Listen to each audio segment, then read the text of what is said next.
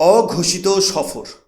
মাঝরাতে ভারতের মাটিতে ইরানের পররাষ্ট্রমন্ত্রীর অবতরণ এবং লড়খড় করতে থাকা একটি বিশ্ব অর্থনীতি। যে ইরান গত 4 দশক ধরে স্ট্রেট অফ হরমুজকে ঢাল বানিয়ে সারা বিশ্বকে তেলের জন্য ব্ল্যাকমেল করে এসেছে, সেই ইরান আজ ভারতের দরজায় কড়া নাড়তে বাধ্য হয়েছে।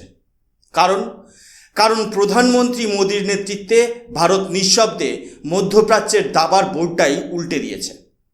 আজ আমরা আলোচনা করব কিভাবে ভারত, ইউএই এবং ওমান মিলে ইরানের এই তেলের অহংকার চুরমার করে দিল, যা দিয়ে তারা একসময় আমেরিকাকেও ভয় দেখাতো। আমি সুশোভন, আপনারা দেখছেন আপনাদের প্রিয় চ্যানেল অদ্ভুত অথচ বাস্তব। বন্ধুরা, গ্লোবাল ইকোনমি বা বিশ্ব অর্থনীতির স্নায়ুকেন্দ্র কোথায় জানেন? যারা বিশ্ব রাজনীতি বোঝেন তারা জানেন যে স্ট্রেট অফ হরমুজ আসলে কি চিজ। এটি বিশ্বের এমন এক সরু জলপথ যা দিয়ে প্রতিদিন প্রায় 1,90,00,000 ব্যারেল খনিজ তেল পারাপার হয়। সহজ কথায়, পৃথিবীর মোট তেলের চাহিদার প্রায় 1/3 এই একটি মাত্র গলি দিয়ে যাতায়াত করে। আর এই গলার কাটার মতো পথটি নিয়ন্ত্রণ করে ইরান। গত 49 বছর ধরে ইরান এই ভৌগোলিক সুবিধাকে হাতিয়ার করে সারা বিশ্বকে অয়েল হোস্টেজ বানিয়ে রেখেছে। তারা যখনই দেখেছে পশ্চিমী দুনিয়া বা আমেরিকা তাদের উপর চাপ সৃষ্টি করছে, তখনই তারা এই পথ বন্ধ করে দেওয়ার হুমকি দিয়েছে। আর এই ব্ল্যাকমেলের সামনে একসময় আমেরিকা থেকে ইউরোপ সবাই মাথা নত করতে বাধ্য হতো, কারণ এই পথ বন্ধ হওয়া মানেই বিশ্বজুড়ে তেলের দাম আকাশচুম্বী হওয়া এবং বিশ্ব অর্থনীতিতে ধস নামা। কিন্তু গত কয়েক বছর ধরে ভারত সরকার পর্দার আড়ালে সম্পূর্ণ গোপনে এক বিশাল দাবার চাল চালিয়েছে, যার ফলাফল আজ চোখের সামনে সফল হতে দেখা যাচ্ছে। ভারত খুব ভালো করেই জানত যে যদি আমাদের 3 ট্রিলিয়ন থেকে 7 ট্রিলিয়ন ডলারের অর্থনীতির স্বপ্ন পূরণ করতে হয়, তবে ইরানের এই চোক পয়েন্ট বা মারণাস্ত্রকে নিষ্ক্রিয় করা ছাড়া আর কোনো উপায় নেই। আর সেই লক্ষ্যেই ভারত খুঁজে বের করেছে এক অসাধ্য সাধনকারী বিকল্প পথ, যার নাম ফুজাইরা পোর্ট। সংযুক্ত আরব আমিরাতের এই বন্দরটি ভৌগোলিক গুরুত্ব অপরিসীম। এটি সরাসরি ওমান উপসাগরের তীরে অবস্থিত, যার মানে হলো এটি স্ট্রেট অফ হরমুজের সম্পূর্ণ বাইরে। ভারত এবং ইউএই প্রশাসন যৌথভাবে এই বন্দরকে বিশ্বের বৃহত্তম স্ট্র্যাটেজিক অয়েল হাবে পরিণত করার জন্য কোটি কোটি টাকা বিনিয়োগ শুরু করেছে। এর ফলে ভারতের অয়েল ট্যাঙ্কারগুলোকে আর সেই বিতর্কিত সংকীর্ণ জলপথ দিয়ে যেতে হবে না। আমরা এখন সরাসরি ওমান উপসাগর থেকে তেল এবং গ্যাস সংগ্রহ করে ভারত মহাসাগর হয়ে সোজা মুম্বাই বা কচ্ছের বন্দরে নিয়ে আসতে পারবো। ইরানের ম্যাপ বা তাদের জলসীমা ছোঁয়ার আর কোনো প্রয়োজনই পড়বে না। এটি ভারতের জন্য কেবল একটি অর্থনৈতিক সাফল্য নয় বন্ধুরা, এটি একটি ঐতিহাসিক স্ট্র্যাটেজিক ভিক্টরি, যা ইরানের 4 দশকেরও বেশি সময়ের দাদাগিরি এক লহমায় শেষ করে দিয়েছে। বন্ধুরা, এই পুরো বিষয়ের নীল নকশা বা মাস্টার প্ল্যান কিন্তু এক রাত্রে তৈরি হয়নি। এর পেছনে রয়েছে ভারতের দীর্ঘমেয়াদী কূটনৈতিক দূরদর্শিতা। আপনারা কি লক্ষ্য করেছেন, গত 19 জানুয়ারি সংযুক্ত আরব আমিরাতের প্রেসিডেন্ট শেখ মোহাম্মদ বিন জায়েদ আল নাহিয়ান যখন ভারতে এসেছিলেন, তখন পরিস্থিতির গুরুত্ব কতটা ছিল? সাধারণ প্রোটোকল অনুযায়ী কোনো রাষ্ট্রপ্রধান যখন অন্য দেশের সফর করেন, তখন তিনি অন্তত 2 থেকে 3 দিন সময় কাটান। তখন ইউএইর প্রেসিডেন্ট তার পুরো ক্যাবিনেট এবং শীর্ষ আধিকারিকদের পল্টন নিয়ে ভারতে এসেছিলেন মাত্র 3 ঘন্টার জন্য। একবার ভেবে দেখুন, 3 ঘন্টার জন্য আকাশপথে কয়েক হাজার মাইল পাড়ি দিয়ে দিল্লিতে আসা, এটা কি স্রেফ সৌজন্যমূলক সাক্ষাৎ ছিল? একদমই নয়। কেন এত জরুরি ছিল এই সংক্ষিপ্ত কিন্তু হাই ভোল্টেজ সফর? কারণ সেই 3 ঘন্টার রুদ্ধদ্বার বৈঠকেই স্বাক্ষরিত হয়েছিল একটি ঐতিহাসিক স্ট্র্যাটেজিক ডিফেন্স পার্টনারশিপ। ভারত সরকার এবং ইউএইর প্রশাসন অনেক আগেই গোয়েন্দা তথ্যের ভিত্তিতে বুঝতে পেরেছিল যে মধ্যপ্রাচ্যে খুব শীঘ্রই একটি বড় ধরনের যুদ্ধ বা জিওপলিটিক্যাল কনফ্লিক্ট শুরু হতে চলেছে। ভারত জানত যে যুদ্ধ শুরু হলে তেলের দাম বাড়বে এবং সরবরাহ ব্যবস্থা বিপর্যস্ত হবে। তাই পরিস্থিতি হাতের বাইরে যাওয়ার আগেই ভারত তার তেলের যোগান বা সাপ্লাই চেইন সুরক্ষিত করে ফেলেছে। ভারতের জাতীয় নিরাপত্তা উপদেষ্টা অজিত দোভাল এবং বিদেশমন্ত্রী এস জয়শঙ্করের একের পর এক দুবাই এবং আবুধাবি সফর কিন্তু কোনো পর্যটন ছিল না। সেগুলো ছিল এই রণকৌশলের কয়েকটি ধাপ। একদিকে দোভালজি প্রতিরক্ষা এবং নিরাপত্তা নিশ্চিত করছিলেন, অন্যদিকে জয়শঙ্করজির কূটনৈতিক ফ্রন্টে ইরানের দাদাগিরি কমানোর পথ প্রশস্ত করেছিলেন। আজ যখন ইরান হঠাৎ মাঝরাতে দিল্লিতে হাজির হয়েছে, তার প্রধান কারণ হলো তেহরান এখন বুঝতে পেরেছে যে ভারত আর তাদের তেলের উপর মোটেও নির্ভরশীল নয়। ভারত বিকল্প পথ বা অল্টারনেটিভ রুট শুধু খুঁজছে না, তারা সেটা চালু করে দিয়েছে। আজ যখন ইরানের তেল কেনার গ্রাহক কমে যাচ্ছে এবং ভারতের দাবার চাল সফল হচ্ছে, তখনই তারা বাধ্য হয়ে ভারতের দরজায় কড়া নাড়তে শুরু করেছে। একেই বলে শক্তিশালী ভারতের প্রোঅ্যাক্টিভ ডিপ্লোমেসি।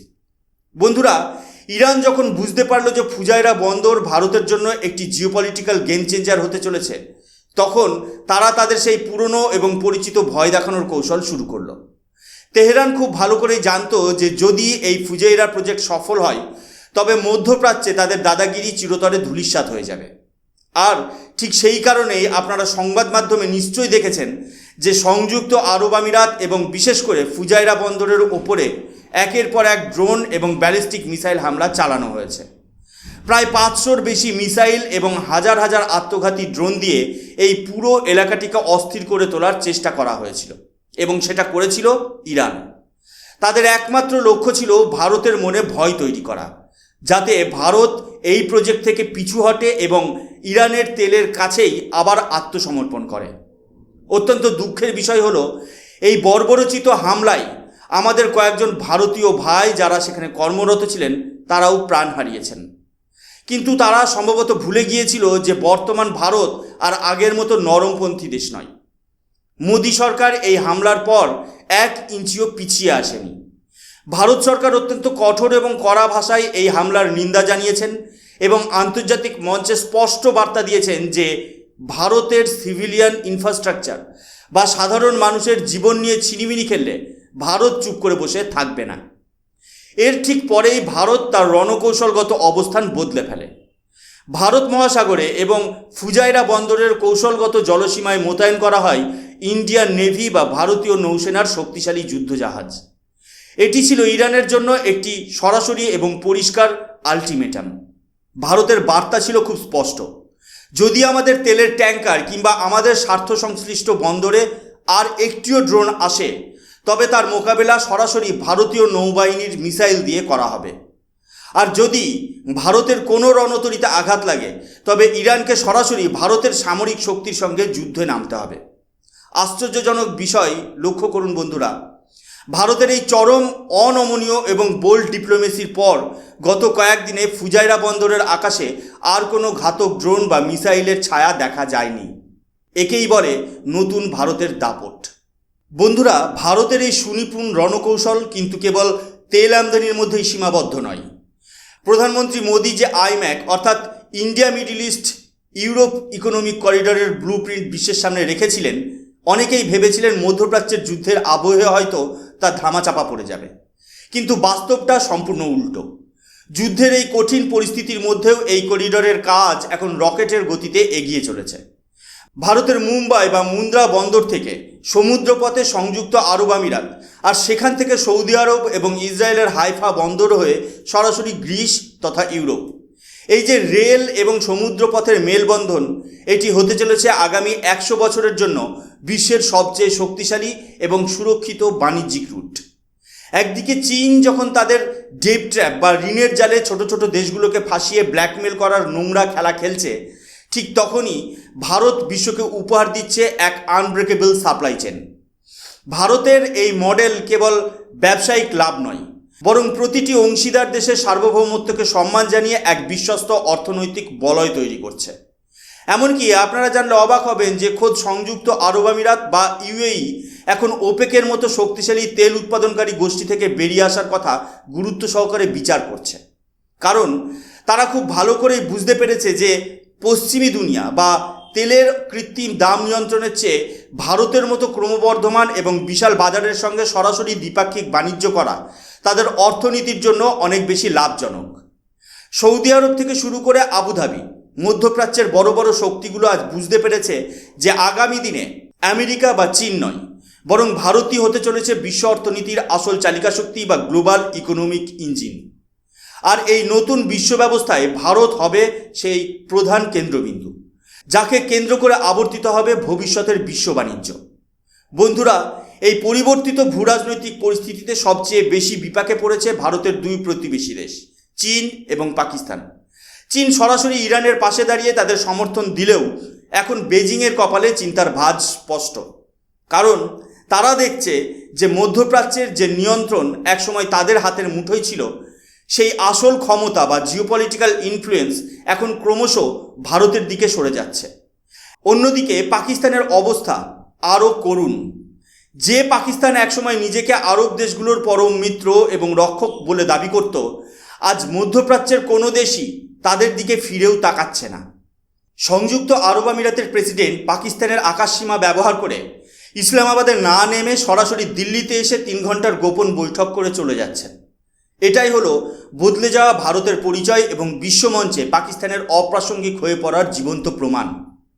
আজকের এই পরিস্থিতিতে ইরান অত্যন্ত মরিয়া হয়ে ভারতের দরজায় এসে দাঁড়িয়েছে। কারণ তেহরান খুব ভালো করেই জানে যে ভারতের সমর্থন ছাড়া বর্তমান বিশ্ব রাজনীতিতে তাদের উদ্ধার পাওয়ার আর কোনো পথ নেই। সামনেই ব্রিক্স সম্মেলন, আর তার আগেই ইরান চাইছে ভারতের সঙ্গে তাদের তিক্ততা মিটিয়ে সম্পর্ক স্বাভাবিক করতে। কারণ ইরানের চাবাহার পোর্ট থেকে শুরু করে তাদের খনিজ সম্পদ সব ক্ষেত্রেই ভারতের বিশাল বিনিয়োগ রয়েছে। ভারত যদি একবার হাত গুটিয়ে নেয় তবে ইরানের অর্থনীতি তাসের ঘরের মতো ভেঙে পড়বে। ঠিক এই সময়ই প্রধানমন্ত্রী মোদি এক অঘোষিত মাস্টার স্ট্রোক খেলেছেন। তিনি দেশবাসীকে তেলের ব্যবহার কিছুটা নিয়ন্ত্রণ করার যে অনুরোধ করেছেন, তা আসলে ইরানের তেলের বাজারের ওপর এক ধরনের মনস্তাত্ত্বিক এবং অর্থনৈতিক চাপ বা ইকোনমিক প্রেশার তৈরির একটি কৌশলী চাল। ভারত আজ আর কোনো দেশের উপর নির্ভরশীল নয় বন্ধুরা, বরং পরিস্থিতি আজ এমন জায়গায় দাঁড়িয়েছে যেখানে বিশ্বের বড় বড় শক্তিগুলোই আজ ভারতের উপর নির্ভরশীল হয়ে পড়েছে। একেই বলে একটি উদীয়মান সুপার পাওয়ারের প্রকৃত ক্ষমতা। বন্ধুরা, আজকের এই পরিস্থিতি প্রমাণ করে যে ভারতের বিদেশ নীতি বা ফরেন পলিসি এখন কতটা পরিণত। আমরা এখন কেবল সংকট নিয়ে অভিযোগ করি না, আমরা সংকটের বাইপাস তৈরি করি। ফুজাইরা পোর্ট এবং আইম্যাক করিডর কেবল রাস্তা নয়, এগুলো হলো 2047 সালের মধ্যে ভারতকে এক উন্নত রাষ্ট্র বা সুপার পাওয়ার হিসেবে গড়ে তোলার সোপান। ইরান বুঝুক বা না বুঝুক, মোদি সরকারের এই মাস্টার স্ট্রোক বিশ্ব ইতিহাসের পাতায় ভারতের জয়যাত্রা লিখে দিয়েছে। আজকের এই বিশ্লেষণ আপনাদের কেমন লাগলো তা অবশ্যই কমেন্ট করে জানাবেন। আপনারা যদি এই ধরনের গুরুত্বপূর্ণ ভূরাজনৈতিক বা জিওপলিটিক্যাল বিশ্লেষণ আরও জানতে চান, তবে আমাদের চ্যানেল অদ্ভুত অথচ বাস্তব সাবস্ক্রাইব করে রাখুন। আমি সুশোভন আজকের মতো এখানেই বিদায় নিচ্ছি। দেখা হচ্ছে পরবর্তী ভিডিও। ততক্ষণ পর্যন্ত ভালো থাকবেন, সুস্থ থাকবেন। জয় হিন্দ, বন্দে মাতরম, ভারত মাতা কি জয়।